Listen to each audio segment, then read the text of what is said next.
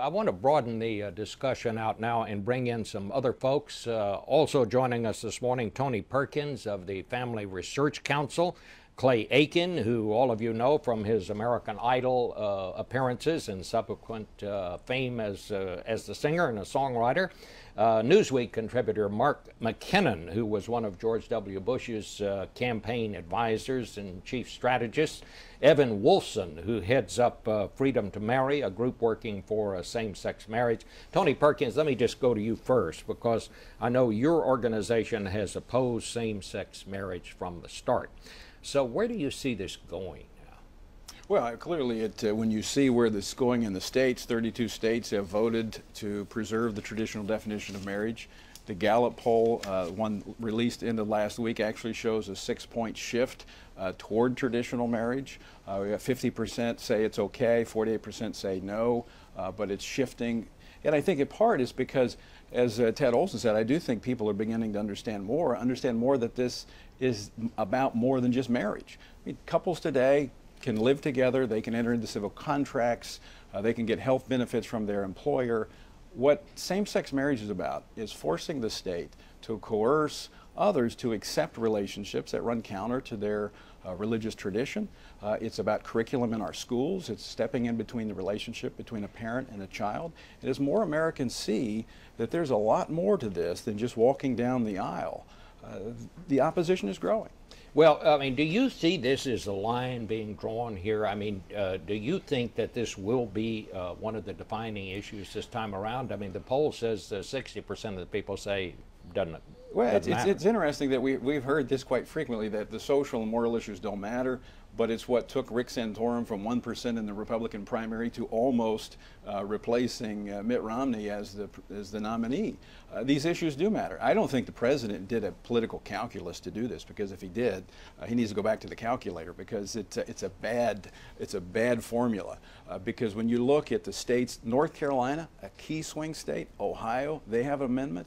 You know, 16 the key swing states, 10 of them have marriage amendments. And these marriage amendments haven't just kind of barely eked across the line. They've passed on average with 67% of the public behind them. So I think he was making a clear statement. I think Mitt Romney at my alma mater yesterday made a very strong statement.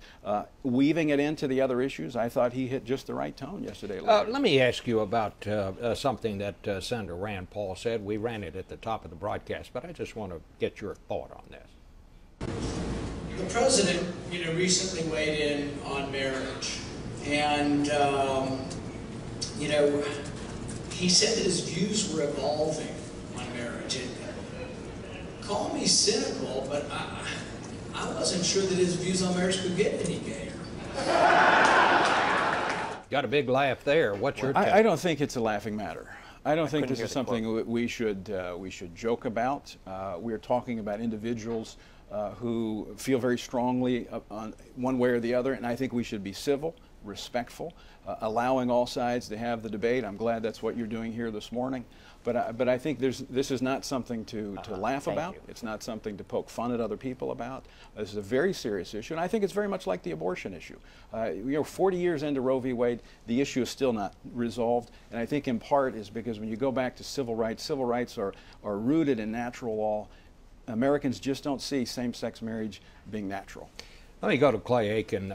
You are from North Carolina. The day before the president spoke, as Tony Perkins says, your home state overwhelmingly voted to defeat an initiative that basically gave domestic partners the same rights as people who are married. You are openly gay, but did the president's statement, you think, pretty much ensure he's going to lose your home state of North Carolina? No, I don't. I think a lot of people, I don't agree that it seals it up for him. While we certainly see, as you said, 60% of people say it won't matter, I think the people who say it will matter on either side of the equation probably were not going to vote for Obama, or were going to vote for President Obama anyway.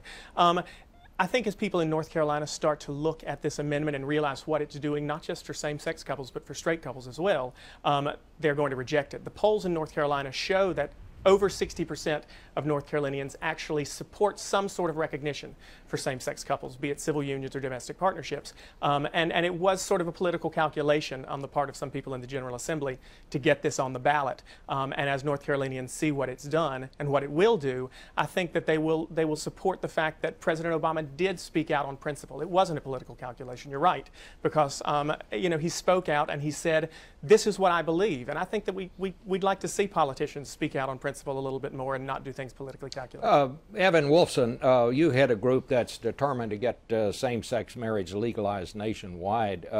Some activists are actually talking now about trying to move the convention from North Carolina because of that vote that they took. Do you support that?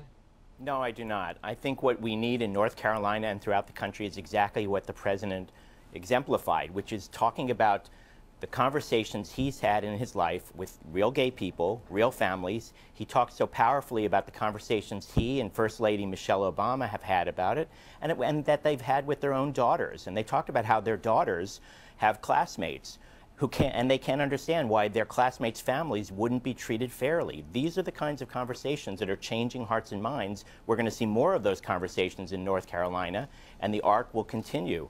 I think what the president did was show real moral leadership, and he also underscored that when we talk about real families, it turns out there is no good reason for denying those families the golden rule of treating them as you would want to be treated, the very values he and Michelle are trying to teach their kids. Let me now go to Mark McKinnon. You are a political strategist, and people on both sides say you're very good at what you do. You were one of the chief architects of the President Bush's victories.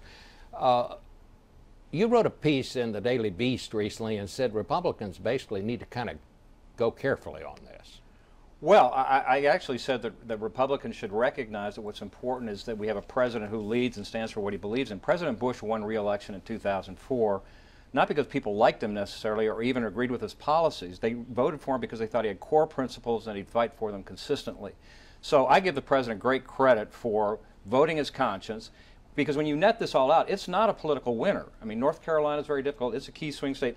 Think about all the 9 swing states: Arizona, Iowa, Colorado, Florida, Iowa, Missouri, New Hampshire, North Carolina, Ohio, and Virginia.